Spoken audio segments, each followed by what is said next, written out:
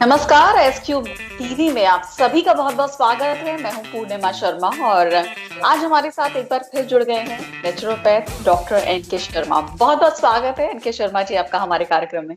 सभी को मेरा बहुत बहुत नमस्कार। और आज हमारे साथ एक बार फिर जुड़ गए हैं। जैसा कि हम सभी जानते हैं शर्मा जी की दुनिया भर में एक एंजाइटी का लेवल तो जरूर बढ़ रहा है लोगों में। एक अनसर्टेनिटी भी है कि अनिश्चितता भी है कि कब इस बीमारी से मुक्ति मिलेगी, कब हम वापस एक नॉर्मेलिटी की तरफ बढ़ेंगे।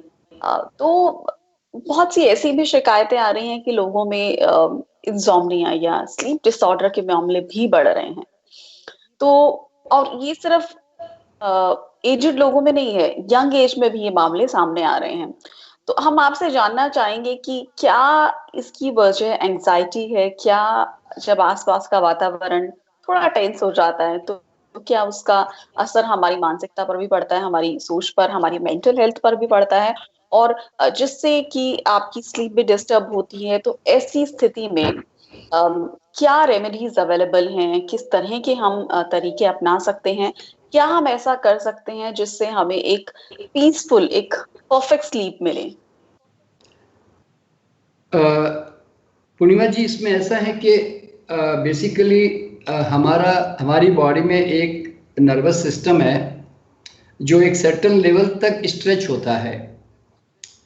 फिर हम जब उसको एक्साइटमेंट के कारण या हमारी नीड के कारण हम जब उसको ओवर यूज़ करने लगते हैं तो हमारे नर्वस सिस्टम की एक आदत होती है कि वो उस चीज़ को धीरे धीरे वो हैबिचुअल होकर उसको अकोमोडेट करने की कोशिश करता है और फिर वो ऐसे ही बनने लग जाता है। अभी आपने एक सिंपल सा एग्जांपल जो है आप लोगों ने देखा होगा कि जब हम नंगे पांव चलते हैं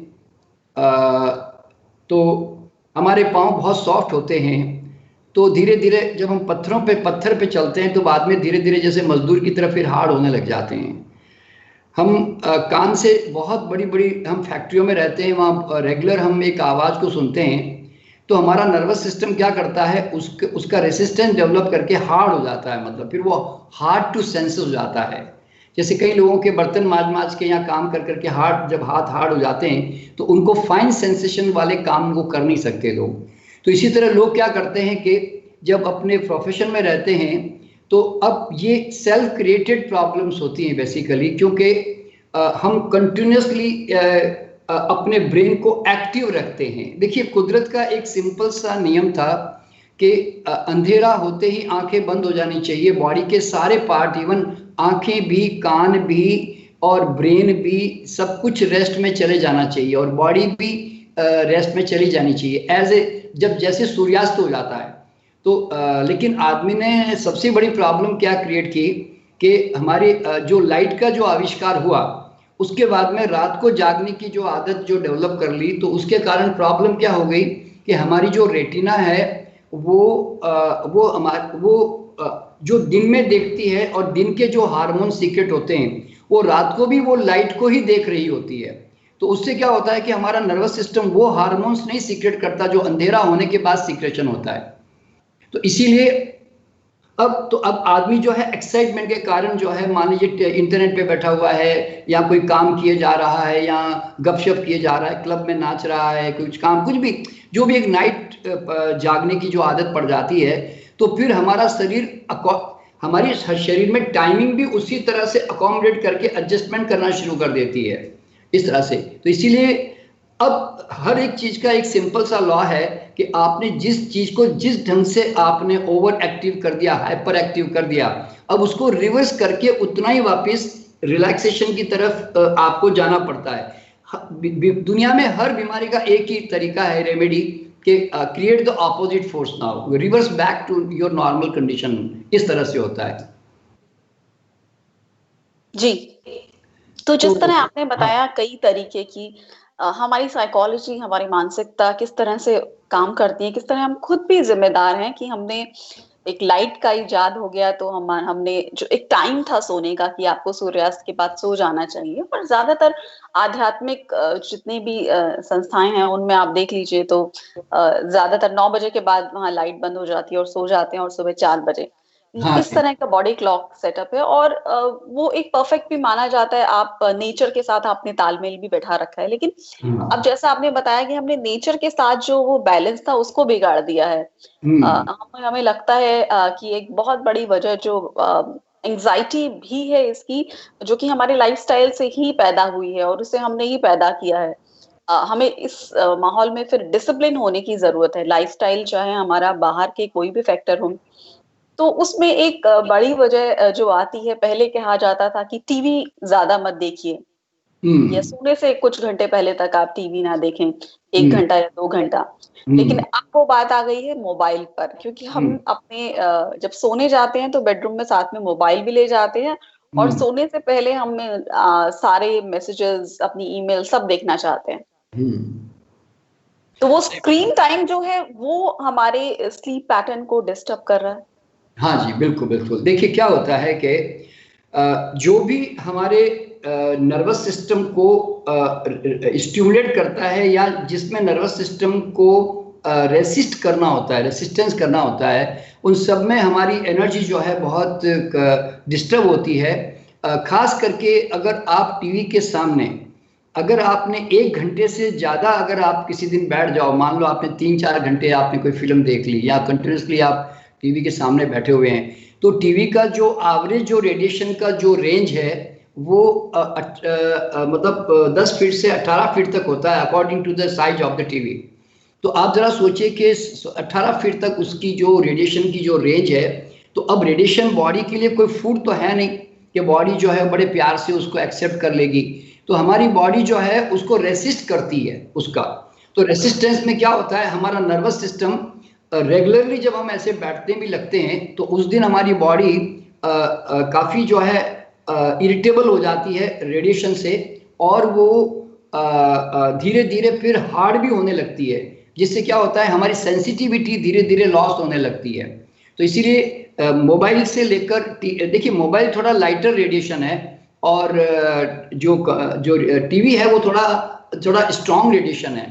तो मोबाइल और लैपटॉप का बहुत बड़ा रेडिएशन नहीं है बेसिकली, तो इसलिए उसका डर कोई रखने की जरूरत नहीं है। लेकिन हाँ, प्रॉब्लम जो आती है वो ये कि हमारी जो आंखें हैं, जब हम कंटिन्यूसली किसी चीज को देख रहे होते हैं तो हमारे आंखों से जो आंखों पे जो स्ट्रेन पड़ रहा होता है उसका सीधा असर हमारे ब्रेन के ऊपर पड़ रहा होता है।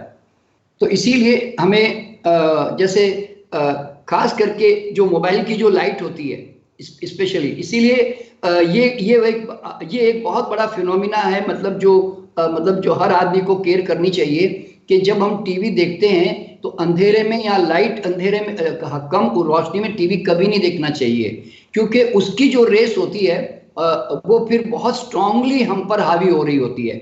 अगर आप कमरे में भी जाते हैं और लाइट अगर ऑन है तो ही आपको मोबाइल देखना चाहिए। अगर लाइट धीमी हो गई या कम हो गई उसके बाद अगर आप मोबाइल देखेंगे तो आपकी आंखों पे बहुत ज्यादा प्रेशर पड़ेगा, और रोशनी आंखों को बहुत स्ट्रांगली प्रभावित कर रही होती है डायरेक्ट।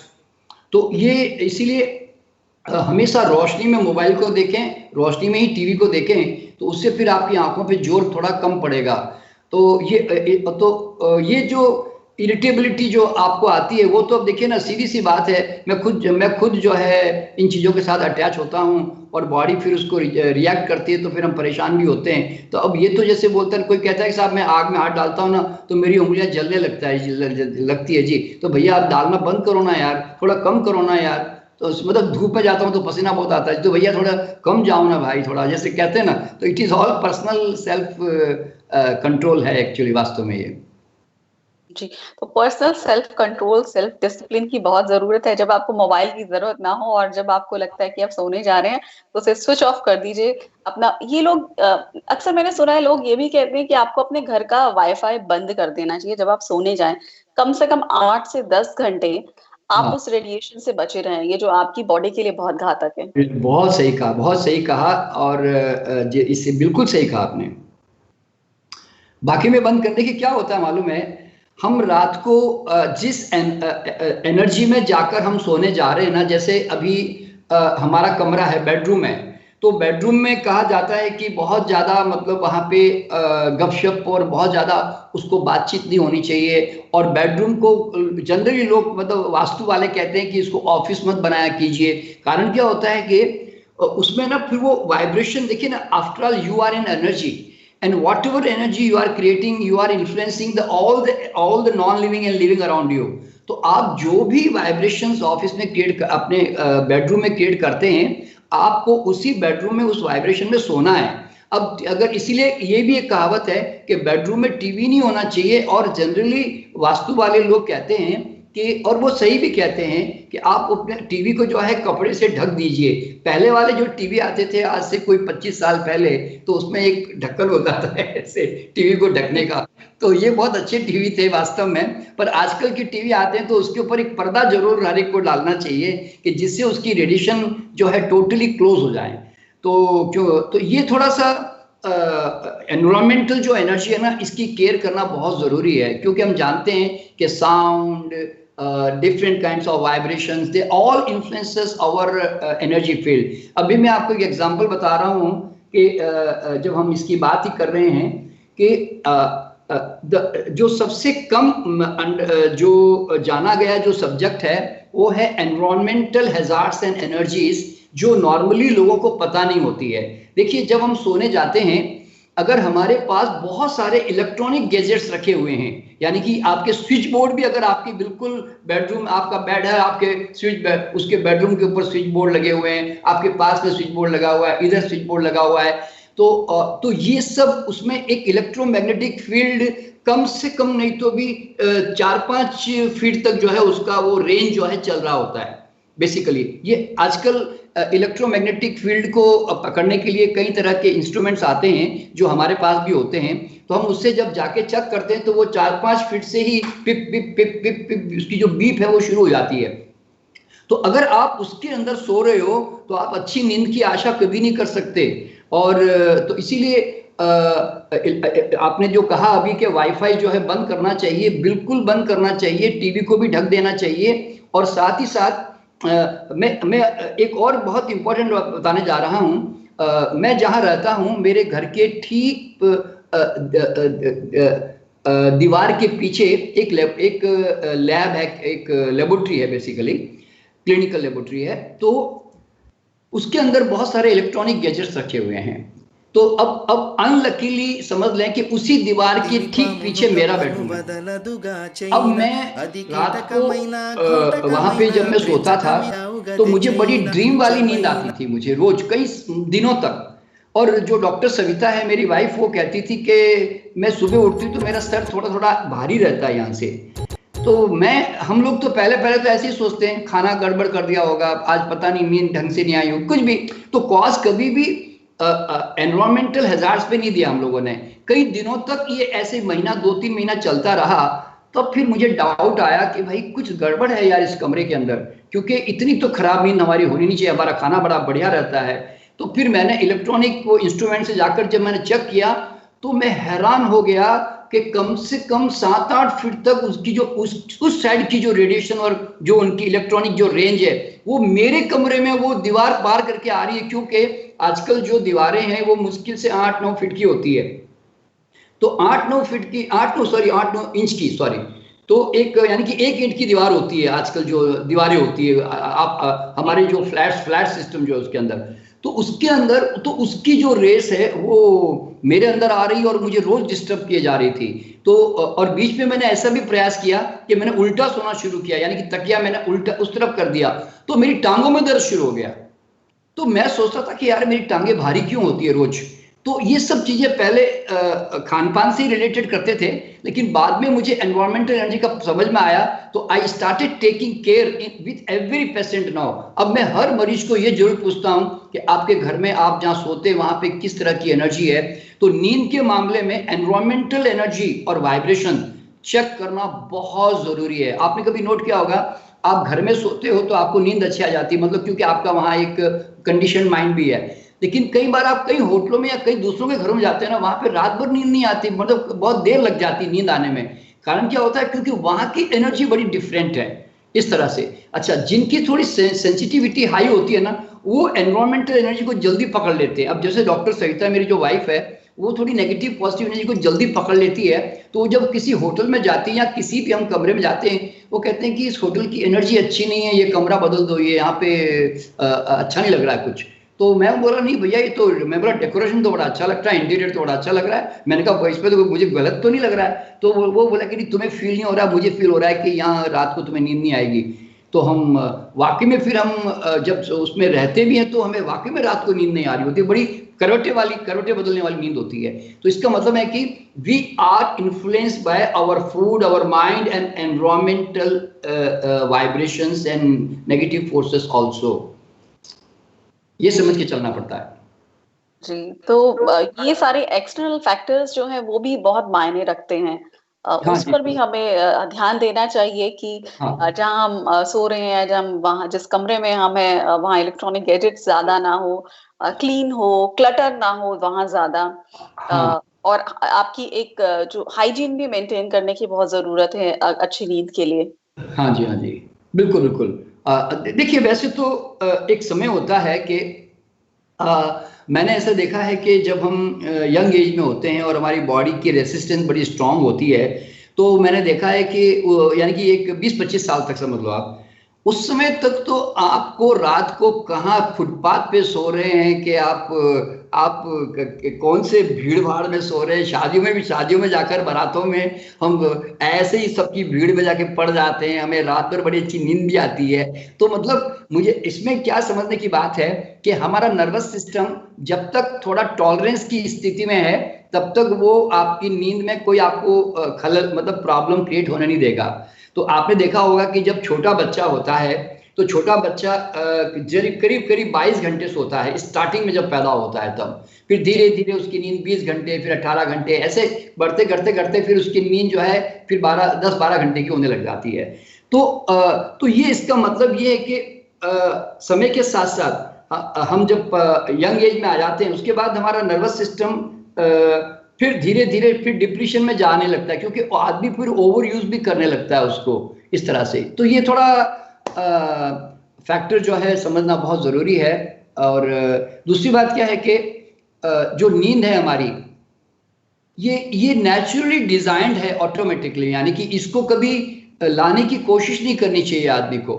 मैंने इसके बारे में एक शेर लिखा है कि भूख शौच यानी कि मोशन, भूख शौच शक्ति और नींद, भूख शौच शक्ति और नींद नहीं आती कभी बुलाने से, न दवाओं से, न इलाजों से, न जग को पलटाने से।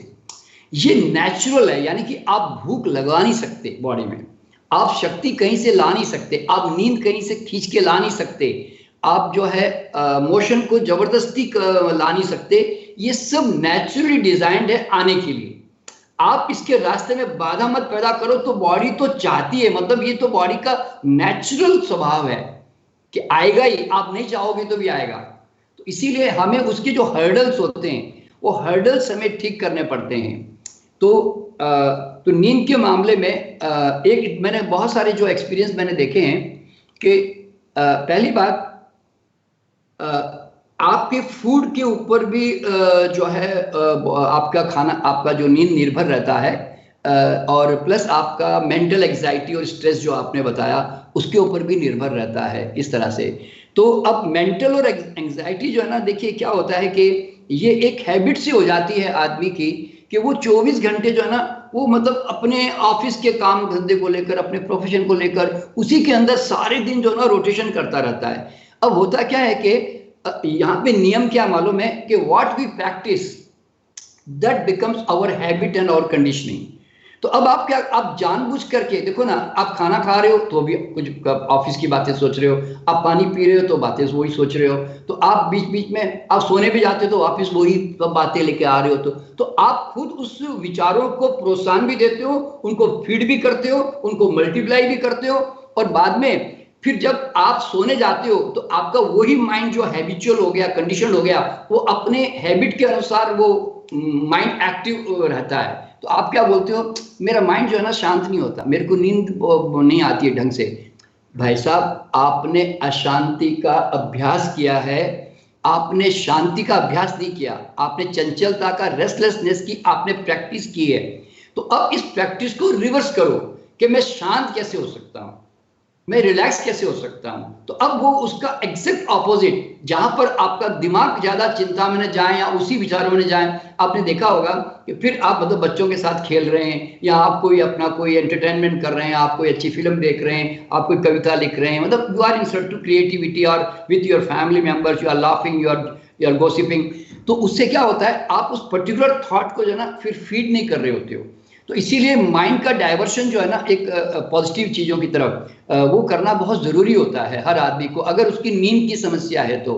कि अगर वो यूं कहता है कि मेरा मन बहुत भागता है, मेरे को नींद नहीं आती, तो इसका मतलब है आपने भगाने की प्रैक्टिस की है इस तरह से। जी जी। तो अब जिस तरह आप कह रहे हैं कि आपने खुद ही आदतें डाली, आपने आपको अब उसको रिवर्स करने की जरूरत है, आपने मन को भगाने की प्रैक्टिस की है। बॉडी तो चाहती है कि उसको सही समय पर प्रकृति के अनुसार जो उसका समय तय है, जब सूर्यास्त हो जाता है, सनसेट हो जाता है, उसके बाद उसे सोना होता है, और सुबह जैसे कहा जाता है कि आपको अर्ली मॉर्निंग सनराइज के साथ साथ आपको उठ भी जाना चाहिए। तो यहाँ पर मैं एक चीज आपसे जानना चाहूंगी कि अब जैसे फिजिकल एक्टिविटी कम हो गई है, घरों में लोग कन्फाइंड हैं, अब ऐसी स्थिति में अगर जो लोग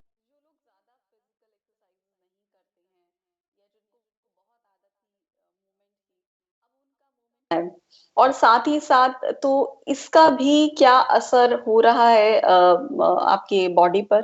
हाँ, देखिए क्या होता है, बॉडी बॉडी का एक सिंपल सा नियम क्या मालूम है, कितनी एनर्जी डेली लॉस होती है उसी के अनुसार वापस रिचार्जिंग होती है। मतलब आप यूँ समझ लो, आपकी जो मोबाइल की बैटरी है, आपने कितनी कॉल अटेंड की, आपने उसको यूज किया, तो उस दिन उतना ही आपको चार्ज करना पड़ता है लंबे समय तक। अगर आपकी मोबाइल आपने मुश्किल से 2-4 कॉल ही यूज किए, तो आप तो फिर 2-3 दिन भी आराम से चला लोगे मोबाइल को।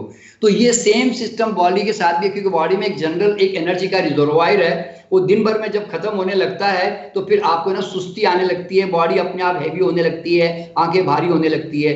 पर अब यहाँ पे क्या हो गया कि घर में रहने के कारण फिजिकल एक्टिविटी कम हो गई, और उसमें उसके कारण हो क्या रहा है कि एक्चुअली फिजिकल एक्टिविटी कम भी हो गई है, साथ साथ में क्या हो गया कि वो आदमी थोड़ी बहुत झपकी कहीं ना कहीं 24 घंटे 12 घंटे में, मतलब दिन भर जो जाग रहा होता है, कहीं ना कहीं थोड़ी ले लेता है। कोई 1 घंटा सो रहा होगा, कोई 2 घंटा सो रहा होगा, कोई आधा घंटा सो रहा होगा। तो ये देखिए बॉडी का एक सिद्धांत क्या मालूम है कि अगर आपकी एक बॉडी की जो बेसिक नीड है नींद की, वो कहीं पूरी हो गई, अगर दिन में थोड़ी पूरी हो गई, तो फिर रात को आपका वो 1-2 घंटा जो है आपका नींद कम कम करेगा ही, क्योंकि बॉडी कहती है भैया आपकी मोबाइल की बैटरी 70% तो चार्ज दीजिए, अब 30% जो बची है मैं रात को थोड़ा चार्ज कर दूंगी। तो इस तरह से फिर रात को फिर आपकी नींद जो है बहुत कमजोर हो जाती है और अच्छी गहरी नहीं होती, क्योंकि उसके लिए आपको एक अच्छी थकावट की बहुत जरूरत होती है।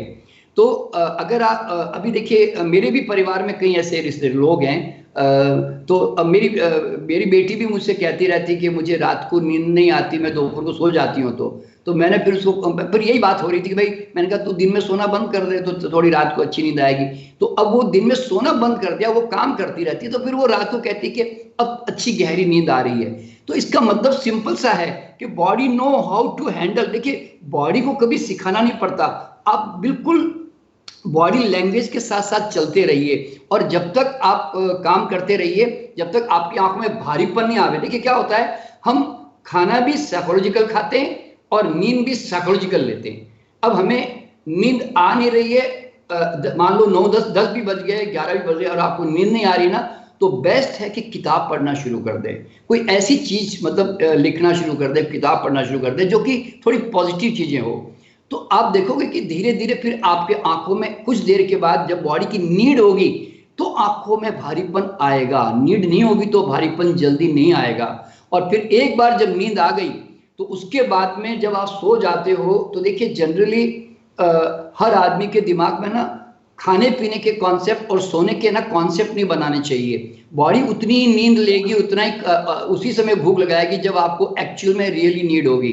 तो आप क्या करते हो, सुबह 4 बजे उठना चाहिए, सुबह 5 बजे उठना चाहिए, सुबह 6 बजे उठना चाहिए। इसका कोई लेन देन नहीं है कि आपको सुबह कितना बजे उठना चाहिए। सिंपल सी बात यह है, आप सो जाओ और आप जबरदस्ती अलार्म लगा के उठने की कोशिश मत करो। आप है ना कॉन्सेप्ट बना के मत उठोगे मुझे 4 बजे उठना चाहिए जी। जानते हो क्यों? वो इंटरनल अनकॉन्शियस माइंड में एक स्ट्रेस रहता है हमेशा आपके दिमाग में। फिर आप क्या करते हो, उठ तो जाते हो, फिर आप वापस जो है ना आपको दिन भर थोड़ा थोड़ा भारीपन रहता है। मैं आपको एक एग्जांपल देता हूँ। मैं एक स्पिरिचुअल मास्टर से मैं गुरुजी मिले, जो एक सरदारों के बहुत बड़े गुरुजी थे। तो वो सुबह सुबह 3 बजे उठ जाते थे। तो उसके बाद वो नहा धा के पूजा पाठ करके सिमरन करते थे। और बाद में जब मैं उनको मिलने जाता था तो मुझे पता चलता था कि वो 7 बजे नाश्ता कर आके वो 2 घंटा फिर सो जाते हैं। बोले वो सांस से नो सो जाते हैं बोले। तो मैंने कहा यार ये फिर ऐसे सोने का क्या सेंस है भैया, मुझे तो कुछ समझ में नहीं आया। तो उससे अच्छा है कि सुबह अच्छी 4-5 बजे तक अच्छी नींद ही ले लेते और पूरी नींद लेके उठते। देखिए क्या होता है, देखिए मैं यूं कहता हूं कि अपनी बॉडी की लैंग्वेज को फॉलो करो। भूख लगे तो खाना खाओ, टाइम और साइकोलॉजिकल मत अपने आप को मत उसके लिए साथ सेटिंग करो। और प्लस प्यास लगे तो पानी पियो, थक जाओ तो सो जाओ, आंख खुले तो उठ जाओ। तो यानी कि आप जबरदस्ती क्यों करते हो कि मुझे इतना बजे उठना चाहिए। देखिए मैं इस साइंस को समझ चुका था, तो मैं कभी भी सुबह प्लानिंग करके नहीं उठता कि मुझे इतने बजे उठना चाहिए। मेरी बॉडी अपने आप एक समय से पूरी नींद लेकर है ना अपने आप धीरे धीरे फिर वो सपने आने लगते हैं और धीरे धीरे मुझे आवाजें आने लगती है और मेरी आंखें खुल जाती है। तो मैं धीरे से फिर उठ जाता हूँ। अब वो 5 बजे, कई बार ऐसा होता है कि 5 बजे भी आंख खुल जाती है, कई बार 5:30 बजे खुल जाती है, कभी 6 बजे खुलती है। और सर्दियों में तो कई बार 6:30 तक भी नहीं खुलती मेरी आंख, ऐसा होता है। तो मैं कहता हूँ ठीक है भैया, बॉडी जाने, मैं क्यों सोचूं कि मुझे कब उठना है। हाँ, अगर मुझे लगता है कि मैं सुबह जल्दी नहीं उठ पा रहा हूँ, मुझे काम बहुत करने होते हैं, मुझे ऑफिस जाना होता है मान लो, तो फिर मैं रात को 11-12 बजे सोने के बजाय मैं थोड़ा जल्दी सोने की कोशिश करता हूँ। क्यों? मैं जानता हूँ कि बॉडी जनरली 6-7 घंटे की नींद अच्छी तरह से लेना चाहती है बस। अच्छा, अब यहां पर भी एक बात बताना चाहता हूं। अगर देखिए, everything is conditioning, everything is an habit, everything is your belief and programming. अब देखिए दुनिया के जितने बड़े बड़े आदमी हैं आज, चाहे नरेंद्र मोदी, हमारे प्रधानमंत्री नरेंद्र मोदी जी है, या हमारे प्रेसिडेंट थे ओबामा जी, या हमारे अटल बिहारी वाजपेयी थे, या इंदिरा गांधी थी, जो भी बड़े बड़े लोग हैं जिनका मतलब बहुत ज्यादा हेक्टिक वर्क होता है लाइफ में, ये लोग जनरली 4 घंटे से ज्यादा नहीं सोते। ये मैंने देखा उनके बारे में। तो इनकी जो नींद है वो 4 घंटे की होती है। तो इनके माइंडसेट क्या बन गया मालूम है, 4 घंटे हो गए बस, बहुत चाहिए, और कितनी नींद चाहिए आदमी को। तो उनका बिलीफ सिस्टम ऐसे डेवलप हो गया। अब जो लोग ये सोच के सोते हैं कि यार 7-8 घंटे की नींद तो होनी चाहिए, अब वो अचानक उनको अगर 6 घंटे के बाद उठा दिया तो वो सारे दिन है ना दिन भर चिढ़ते रहेंगे कि आज मेरी नींद पूरी नहीं हुई जी, आज मेरी नींद पूरी नहीं हुई जी। जबकि वो 6 घंटे की नींद भी काफी थी वैसे देखा जाए, पर वो साइकोलॉजिकली ना वो दिन भर सुस्ती फील करता है। तो इसीलिए कभी भी ध्यान में रखना है कि साइकोलॉजिकल कभी नहीं होना। और अगर आप चाहो तो अपने आप को ऐसा ट्रेन कर सकते हो कि आप सिर्फ 4 घंटे की नींद में पूरी नींद ले सकते हो। अगर आप चाहो तो ये प्रोग्रामिंग हो सकती है ऐसे। जी, तो आप साइकोलॉजिकल फैक्टर भी इसमें काम करता है।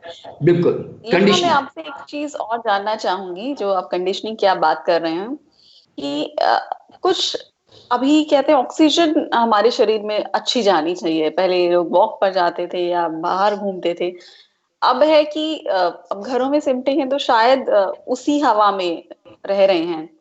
अब ऐसे में क्या खिड़की दरवाजे आपको बालकनी में जाना चाहिए, खोलने चाहिए, क्रॉस वेंटिलेशन इतना होना चाहिए कि जो ऑक्सीजन का आपका इनटेक है वो कम से कम सफिशिएंट रहे, जो आपकी बॉडी की जरूरत है। और क्या इसका भी आपकी नींद पर असर पड़ता है? देखिए, टेम्परेचर और ऑक्सीजन ये 2 बहुत महत्वपूर्ण विषय है पूर्णिमा जी।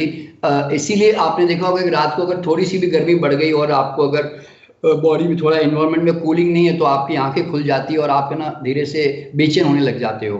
और ऑक्सीजन भी जो है वो मैं तो आज भी जो है बहुत क्या कहते हैं कि उस चीज़ को मिस करता हूँ कि जब एक ज़माना था जब हम बहुत बचपन में हमारे पेरेंट्स हमें छत पे ले जाकर गद्दे लगाकर सुलाते थे हमें साथ में। तो उस समय बिल्कुल खुली हवा में आसमान होता था और हम उसमें सोते थे। तो मुझे लगता है कि यार क्या मस्त नींद आती थी उस समय, सुबह ही उठते थे हम लोग। तो इसमें कोई शक नहीं है कि भरपूर ऑक्सीजन जो है वो बहुत ज़रूरी है नींद के लिए। लेकिन अब घरों में जो है मेरे ख्याल से कमरे दरवाजे सारे के सारे बंद हो गए हैं, तो अब हमें सिर्फ ज़्यादा से ज़्यादा जो अब थोड़ा मिलता है वो मेरे ख्याल से बस एयर कंडीशन से, जो बाहर से आजकल वो जो एनर्जी सक करके, जो हवा सक करके, जो थोड़ा एयर कंडीशन उसको कन्वर्ट करके हमारे अंदर फेंक रहा है, बस वही हवा एक हमारे अंदर आ रही होती है, बस सिर्फ यूँ समझ ले। और अगर पंखा भी चल रहा होता है तो वो तो अंदर की हवा को रोटेट कर रहा होता है, कोई नई तो हवा आ नहीं रही होती है। तो ये भी एक फैक्टर है कि अगर कार्बन डाइऑक्साइड का मात्रा ज़्यादा होगी और ऑक्सीजन का लेवल कम होगा तो आपकी बॉडी जो है ना बहुत टूटा टूटा और अच्छी नींद फील नहीं करेगी कभी इस माहौल में। तो ये बहुत बड़ा फैक्टर है, ये बात बिल्कुल सच है। इसीलिए हम लोग जब बाहर जाते हैं, पहाड़ों में जाते हैं या गाँवों में जाते हैं और वहाँ जाकर जब सोते हैं तो कहते हैं यार बड़ा मज़ा आ गया यहाँ पे सो के। तो कारण क्या है, ये वाकई में भी अच्छी हवा का बहुत बड़ा जो रोल है, इसमें कोई शक नहीं है आपकी बात में। जी, और मैं यहाँ आपसे ये भी जानना चाहूंगी डॉक्टर शर्मा, कई लोगों को हेडेक का प्रॉब्लम है या माइग्रेन का प्रॉब्लम है या और कोई इलनेसेस हैं, तो उसकी वजह से भी उनको ऐसा नींद में डिस्टरबेंसेस होती हैं, और उसका इलाज क्या है, उसकी रेमेडीज क्या हैं?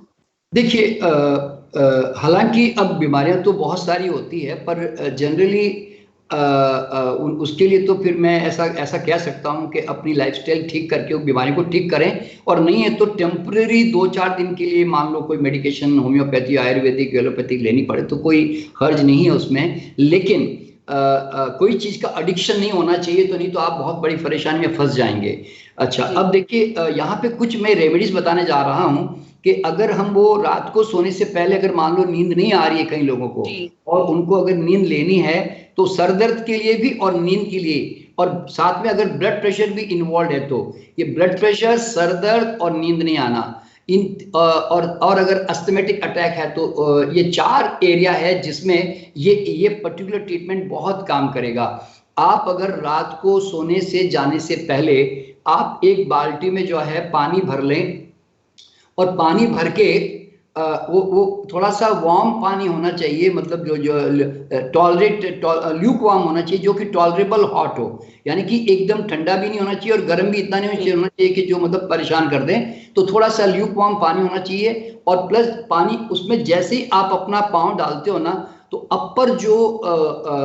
ऊपर जो ब्लड काफी, क्योंकि जब सर दर्द होता है, ब्लड प्रेशर होता है, नींद नहीं आती ना, तो सारा ब्लड का फोर्स मैक्सिमम ऊपर की तरफ जा रहा होता है। तो तो उसको है ना नीचे की तरफ जब हम पाँव पानी में डालते हैं तो हमारे सारे नर्वस सिस्टम है ना एकदम रिलैक्स होकर सारा ब्लड नीचे की तरफ फ्लो होने लग जाता है और पाँव की तरफ भाग जाता है। तो उससे क्या होता है कि उससे आपको थोड़ी सुस्ती और रिलैक्सेशन महसूस होता है, सर दर्द में भी, ब्लड प्रेशर में भी, और दूसरी अस्थमा में, सब बीमारियों में भी।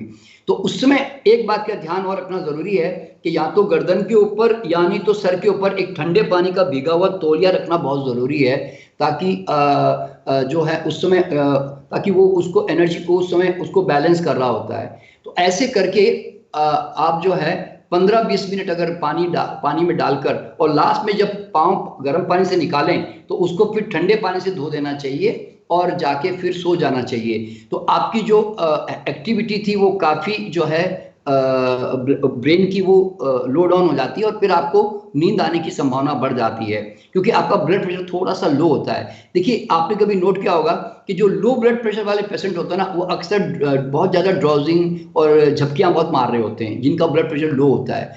तो इसीलिए ऐसे में ये ब्लड प्रेशर हम ना इसका लो कर देते हैं, हम यूँ समझ लें। तो ये डेली प्रैक्टिस करने से नींद आने की समस्या आपकी 100% इसमें फर्क पड़ता है, क्योंकि ये एक बड़ा रिकॉग्नाइज्ड ट्रीटमेंट है।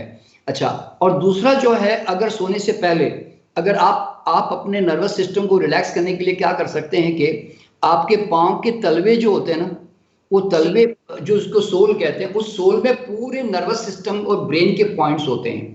तो अगर आप सोने से पहले अपने जितने पाँव के जो टिप्स है, ऊपर के जो टोस उनको भी दबा दबा के थोड़ी मालिश करें, और जो पाँव के जो सोल है उसके नीचे अंगूठे से ऐसे प्रेशर देते हुए आप उनको 10 मिनट दोनों पाँव में अगर मालिश करें, तो उससे बहुत जबरदस्त रिलैक्सेशन मिलता है, और उससे भी ब्रेन जो है ना काफी काम डाउन हो जाता है नींद लेने के लिए। और साथ साथ में अगर मान लो पेट से रिलेटेड प्रॉब्लम है कोई नींद में, तो आप अगर पिंडलियां जो है हमारी जो काफ मसल्स हैं वो हार्ट और हमारे पेट से कनेक्टेड है, तो आप जब पिंडलियों की यानी कि काफ मसल्स की मालिश ऊपर की तरफ करते हैं ऐसे 5-5 10-10 मिनट तक दोनों पांव के, तो वो पेट के रिलैक्सेशन होते ही आपकी नींद में उसका तुरंत असर पड़ने लगता है। तो ये भी एक बहुत ही कारगर ट्रीटमेंट है जिसका हम जो है उपयोग कर सकते हैं। और आपने ये भी देखा होगा कई लोग इसकी राय भी देते हैं कि सोने से पहले कोई अगर तेल की मालिश कर दे तो आपको बड़ी झपकी सी आने लगती है ना ऐसे।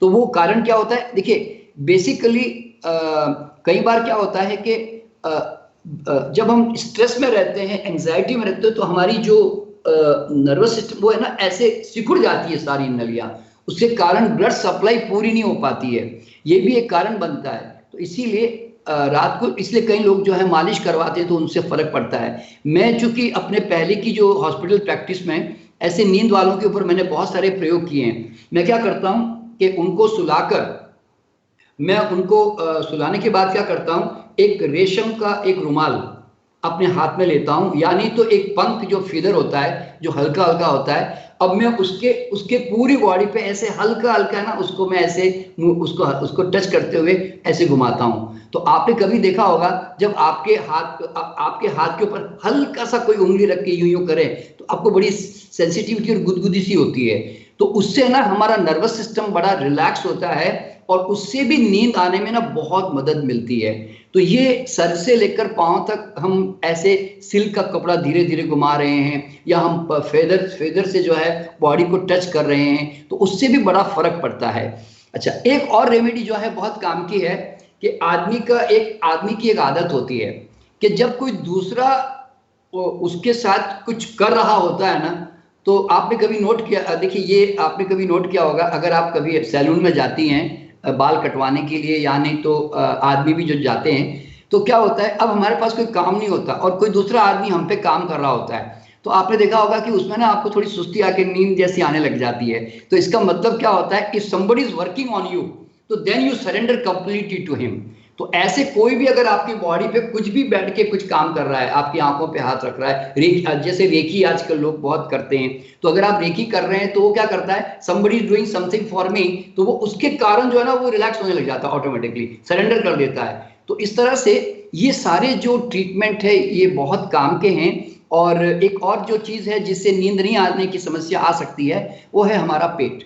देखिए मध्य प्रदेश जितना गड़बड़ होगा तो उत्तर प्रदेश उतना ही हमारा परेशान रहता है। तो इसीलिए रात को जो लोग कहते हैं ना कि खाना नहीं खाना चाहिए, वो रात को खाना खाने की कोई समस्या नहीं है, आप रात को खाना खा के सो सकते हैं, बशर्ते कि आपको घर आने के बाद 8-9 बजे रात को अच्छी भूख लग रही है तो कोई दिक्कत नहीं है, क्योंकि भूख अच्छी लगी होगी तो बॉडी ने डिमांड की, वो डाइजेशन 100% करेगी, वो रात दिन नहीं देखती। लेकिन जनरली क्या होता है, आदमी सुबह भी नाश्ता कर लेता है, दोपहर को भी खाना खा लेता है, 5-6 बजे भी कुछ खा लेता है, फिर रात को आता है तो हल्की फुल्की भूख होती है, फिर वो बीवी ने सब कुछ खाना बनाया होता है, वो सब कुछ या दोस्तों के साथ पार्टी कर लेता है तो जो मर्जी है खूब खा लेता है। अब पेट में वो भारी पड़ता है, फिर गैसेस बनती है, और देखिए पेट में जितनी गैसेस बनेगी ना तो पेट हम माइंड योर सोलर प्लेक्सस यानी कि ये जो चक्र है ये यहाँ से कनेक्टेड है, यानी कि हमारा पेट सेकंड ब्रेन है, यहाँ जो गड़बड़ होगी वो सीधे ब्रेन को अफेक्ट करेगी। तो आपको क्या करेगी, ब्रेन को स्टिमुलेट करेगी, गैस फॉर्मेशन जो है, तो आपको रात भर जो है सपने दिखाती रहेगी, आपको ऐसा लगेगा कि नहीं मैं सोया, आपको लगेगा पता नहीं मैं सोया कि नहीं सोया, आपको टूटी फूटी नींद रहेगी, करवटें बदलते रहोगे। तो ये सब बहुत बड़े कारण होते हैं पेट खराब होने के कारण। तो ऐसा खाना रात को खाना नहीं चाहिए, और इसमें भी खास करके रात को हमें गैस फॉर्मिंग जो फूड होते हैं ना उनको अवॉइड करना चाहिए। अब देखिए गैस किस किस से बनती है, जैसे अब कई लोग रात को जो है दूध पीने के शौकीन होते हैं, तो दूध गैस फॉर्मिंग है, और वो भी खाने के बाद खाया तो ज्यादा पेट में सड़ता है, अगर खाली पेट पीते तो चलो अलग बात होती। अच्छा, रात को दालें ज्यादा नहीं खानी चाहिए, वो भली दिन में खा लो दाल वगैरह, अगर रात को दाल जैसे छोले, राजमा, उड़द, बेसन, पनीर, जो भी प्रोटीन्स होते हैं, सोयाबीन वगैरह, ये सब रात को गैस फॉर्मेशन करती है। और ज्यादा और हैवी फ्राइड चीजें जो होती है वो भी रात को ज्यादा नहीं खानी चाहिए। क्यों, कारण क्या होता है, पेट भारी तो मात भारी, ऐसा एक नियम है उसका। तो आप तो ये रात को थोड़ा खाना हल्का रख के हम जब जाते हैं या सिंपल खाना खाते हैं तो नींद की जो क्वालिटी है ना वो थोड़ी बेटर होने लग जाती है हमारी। तो ये सब छोटे छोटे बहुत सारे रेमेडीज है कि मतलब जिससे आप लोग जो है उसका लाभ उठा सकते हैं। जी, तो बहुत बहुत शुक्रिया डॉक्टर एन.के. शर्मा जी हमसे बात करने के लिए और इतनी अहम जानकारियां हमें देने के लिए। क्योंकि जैसे कहा जाता है कि जिसे नींद अच्छी आती है, जो पीसफुली सोता है, उसकी वो बहुत बड़ी एक तरह से ब्लेसिंग है, एक नेमत है। बिल्कुल जी, ये क्या कहते हैं ना कि इसको करोड़ों रुपए देकर भी नहीं खरीद सकते हैं। हाँ अच्छा, लेकिन एक बात हाँ यहाँ पे मैं आपको पूर्णिमा जी और बताना चाहूंगा कि कई बार ऐसा मेरे साथ भी हुआ है, मतलब सालों में एक आध बार कभी, कि मुझे रात को कई बार कुछ घरों में नींद नहीं आई। अब मैंने ये देखा है कि अगर आप नींद नहीं आ रही है ना, तो आप है ना रिलैक्स होकर आपको ये कहना मुझे नींद लेनी ही नहीं है, आए तो आए ना आए तो ना आए। मैं इतना रिलैक्स होकर पढ़ा रहा, मैंने कहा तेरी मर्जी है, आना तो आ रही तो पहाड़ में जा, मैं तो पड़ा हुआ हूँ चुपचाप, मैं तो चुपचाप अपनी श्वास को देखूंगा, मैं कुछ अच्छी कल्पना करके कोई इमेजिनेशन कर दूंगा। तो मैं क्या करता उस समय, मैंने क्या किया, मैंने कुछ रिलैक्सिंग म्यूजिक लगा के मैंने सुनना शुरू कर दिया, मैंने कुछ गाने लगा के शुरू कर दिए। मैंने डिमांड नहीं की कि मुझे नींद आ जाए, एक्चुअली में बता रहा हूँ। तो आप है ना जितनी डिमांड करोगे कि मुझे नींद आ जाए, आप नींद नहीं ले पाओगे। आपको क्या करना मालूम है, छोड़ देना है कि जा मुझे आना है तो आ, नहीं तो मत आ, और मैं चुपचाप पड़ा हूं, मैं अपनी श्वास को गिनूंगा या मैं म्यूजिक सुन लूंगा ऐसे। तो मैंने भी ऐसे करना शुरू किया ना, तो मुझे लगा कि पता नहीं मुझे बाद में कब नींद आ गई ऑटोमेटिकली। तो इस तरह से क्या होता है, आप जिस चीज के पीछे भागते ना वो चीज आपसे आगे भागती रहती है। तो नींद लेने की कोशिश मत कीजिए, उसके लिए स्ट्रगल मत कीजिए, छोड़ के चुपचाप पड़ जाइए कि तेरे को जब आना है आ जा भैया, बस मैं पड़ा हुआ हूँ बस। इस तरह से तो ये चीज जानना हर आदमी को बहुत जरूरी है। जी, बहुत बहुत शुक्रिया डॉक्टर एन.के. शर्मा हमसे बात करने के लिए और इतनी हम जानकारी हमें देने के लिए। क्योंकि जैसा कहा जाता है कि जो नींद है वो बहुत बड़ा सुख है, आपकी हेल्थ के लिए बहुत जरूरी है, एक अच्छी बॉडी के लिए ब्रेन का शांत होना, हमारे पूरे नर्वस सिस्टम का उस समय कुछ समय के लिए रिलैक्स होना बहुत जरूरी है। बहुत बहुत शुक्रिया हमसे बात करने के लिए। जी बहुत बहुत धन्यवाद सबको, मेरा भी सबको